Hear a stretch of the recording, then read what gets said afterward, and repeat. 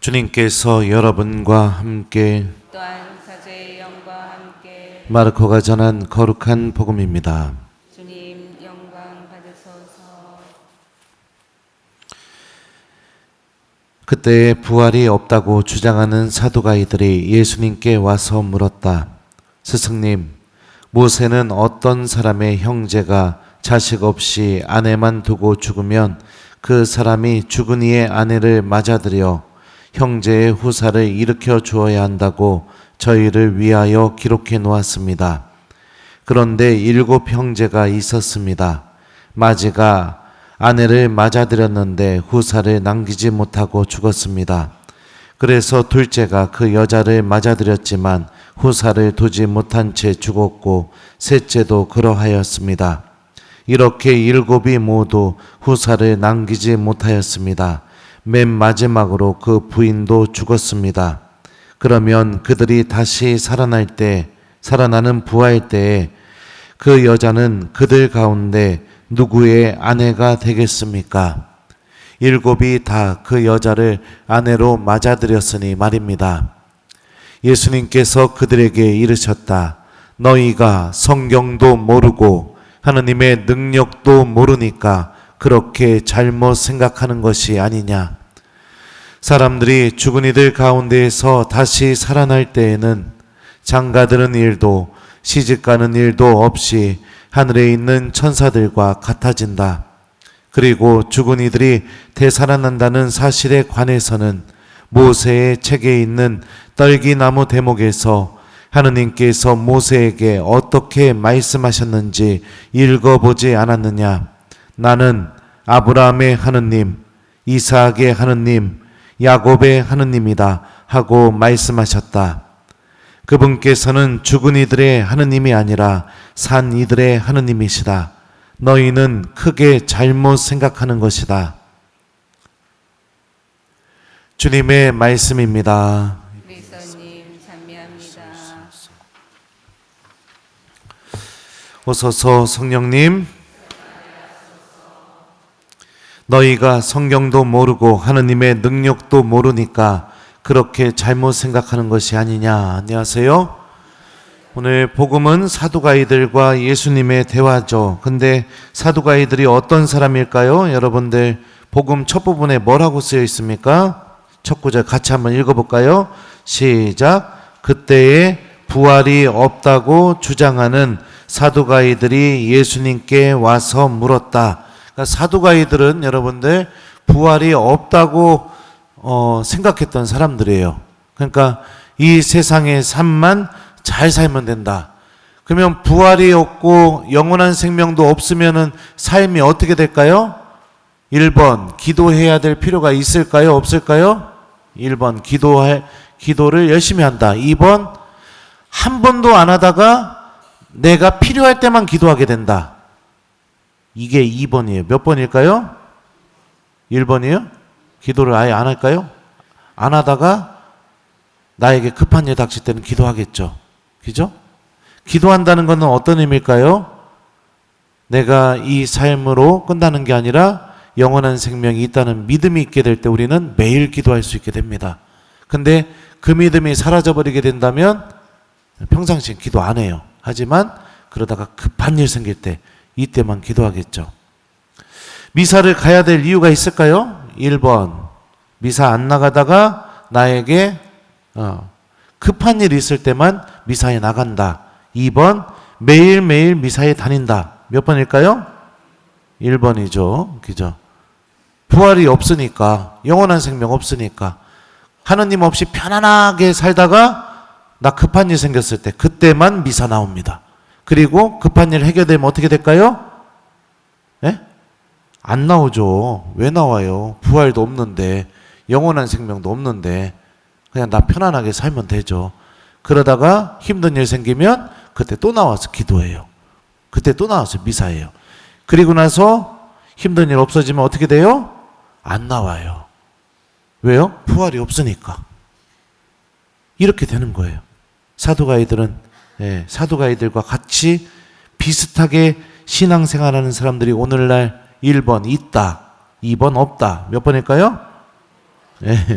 무엇을 바라보지 못하기 때문에 영원한 생명, 하느님 나라, 부활, 예수님의 재림, 성경 전체가 끊임없이 고백하고 있는 이 메시지를 바라보지 못하고 있기 때문에 그렇게 삶을 살아가는 겁니다.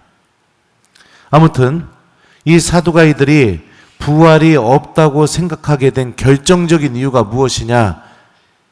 예수님이 이렇게 말씀하셔요. 너희가 성경도 모르고 하느님의 능력도 모르니까 그렇게 잘못 생각하는 것이 아니냐 라고 이렇게 말씀하시죠.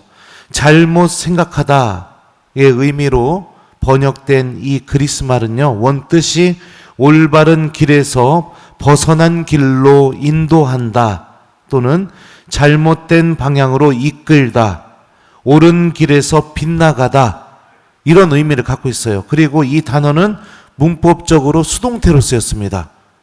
그러면은 사두가이들이 무엇인가에 의해서 올바른 길에서 빗나가게 되었다는 것을 알 수 있죠. 그리고 또 무엇인가에 의해서 잘못된 방향으로 이끌려졌다는 것을 알 수 있죠. 수동태니까. 그러면 그 원인이 무엇일까? 무엇이 그들을 잘못된 방향으로 이끌었을까요? 바로 예수님의 말씀 안에 답이 있죠. 너희가 성경도 모르고 하느님의 능력도 모르니까. 그러니까 잘못된 길로 인도된 것이고 잘못된 방향으로 또 옳은 길에서 벗어나게 된 겁니다. 말씀을 듣지 않는 삶, 하느님 말씀을 알려고 하지 않는 삶, 하느님 말씀과 아무 상관없이 살아가는 삶, 여러분들 이 삶은 빗나가게 되어 있습니다. 사두가이들이요, 하느님 믿었던 사람들이에요. 하느님은 믿고 있지만 하느님이 어떤 분이신지 전혀 알지 못하고 있습니다. 하느님은 믿고 있지만 하느님께서 마련하신 그 구원에서 빗나간 삶을 살아가고 있는 사람들이었죠. 오늘날 우리 천주교 신자들도 주님 말씀을 듣지 않는 사람들이 너무나 많이 있습니다. 너무나 많이 있어요. 그러니까 신앙이 버겁고 기도가 사라지고 나에게 필요한 일이 있을 때만 그때 비로소 묵주 들고 성호경 긋고 그리고 힘든 일, 어려운 일이 다 사라지게 되면 다시 또 믿음은 없어져 버리고 그러고 살아가는 이유가 무엇이냐? 성경도 모르고 하느님의 능력도 전혀 모르면서 살아가고 있는 삶을 살고 있기 때문입니다. 예수님께서 이어서 말씀하십니다. 성경에서 읽어보지 않았냐고 하시면서요. 나는 아브라함의 하느님, 이삭의 하느님, 야곱의 하느님이다. 하느님이 구약 성경에서 당신 자신을 소개하실 때 즐겨 사용하셨던 표현이죠. 나는 아브라함의 하느님, 이삭의 하느님, 야곱의 하느님이다. 이게 무엇을 의미할까요?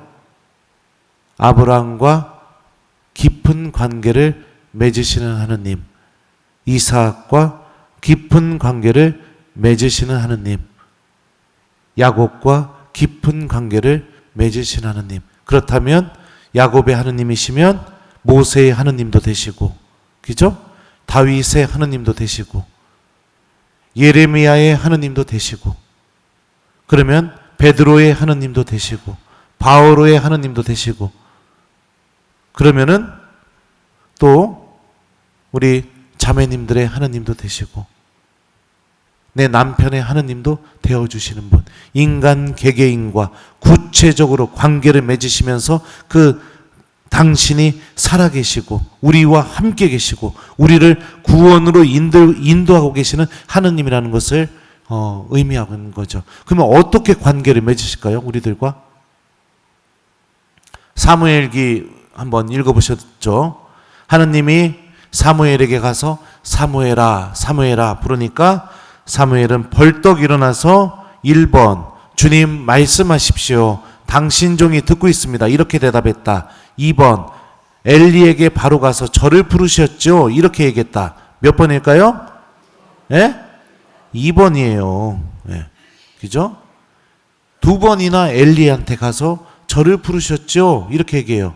근데 하느님은 사무엘이 주님 말씀하십시오. 당신 종이 듣고 있습니다. 이 말을 하기 전까지 계속해서 끊임없이 사무엘을 부르고 계십니다. 관계가 맺어지지 않고 있는 거예요. 엘리가 가르쳐주죠. 주님 말씀하십시오. 당신 종이 듣고 있습니다. 이렇게 대답하여라. 그리고 나서 세 번째로 하느님이 사무엘을 부를 때 사무엘이 벌떡 일어나서 주님 말씀하십시오. 당신 종이 듣고 있습니다. 이렇게 말하자 드디어 주님께서 사무엘에게 이야기하기 시작하셨고 그를 통해서 당신의 일을 하시기 시작하셨고 사무엘이 했던 말 중에 단 한마디도 땅에 떨어지지 않게 해주시는 그 일을 보여주셨습니다. 이거 무엇을 의미할까요? 하느님은 들음을 통해서 우리들과 관계를 맺으신다.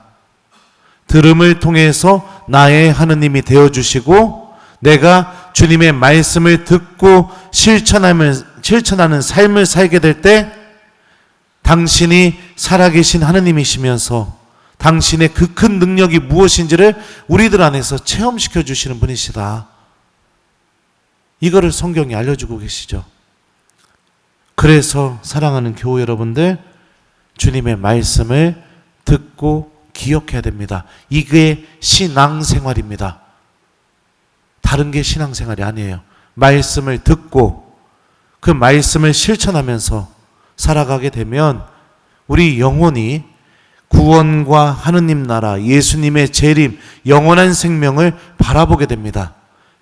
바라보게 되면 어떤 일이 벌어지게 될까요? 기도하는 삶이 시작이 돼요. 말씀이 계속 들리다 보면 어떤 일이 벌어지게 될까요? 판공성사 표 나오지 않아도 고해성사 보는 일이 벌어져요. 계속해서 주님의 말씀을 듣다 보면 어떤 일이 벌어지게 되겠습니까? 성체 앞에 머물고 싶어져요. 그 모든 기적이 일어나고 있는 게 바로 여러분들의 모습입니다. 대한민국에서 어떤 본당이 이렇게 많은 교우들이 미사에 나오겠습니까? 구원, 영원한 생명, 하느님 나라. 여러분들, 많은 신앙인들은 이거 전혀 바라보지 않습니다. 그냥 삶을 살아가면서 하느님은 그냥 나 힘든 일 해결해 주시는 슈퍼맨, 내 소원 들어주는 지니, 요술램프 지니, 그거 외에 그 이상도 그 이하도 아니에요. 하느님은 정말 우리들과 영원한 생명을 살아가기 위해서 준비하고 계시는데요. 오늘 일독서 말씀 들어볼까요? 바오로 사도가 이렇게 말하죠. 그대는 잠깐만요. 네. 내 안수로 그대가 받은 하느님의 은사를 다시 불태우십시오. 은사를 불태워서 어떤 일을 하라고 하느냐? 오히려 하느님의 힘에 의지하여 복음을 위한 고난에 동참하십시오. 복음을 위한 고난, 그 복음이 무엇을 가리키기 때문에 복음을 위한 고난에 동참하라고 하는가? 자, 또 보면 이렇게 말해요. 그리스도께서는 죽음을 폐지하시고 복음으로 생명과 불멸을 환히 보여주셨습니다. 나는 이 복음을 위하여 선포자와 사도와 스승으로 임명을 받았습니다. 자, 복음이 가리키고 있는 게 무엇이죠? 생명과 불멸, 죽음이 폐지되었다. 우리들에게 영원한 생명이 주어졌다라는 게 복음이 우리에게 가르쳐주고 있는 중요한 메시지죠.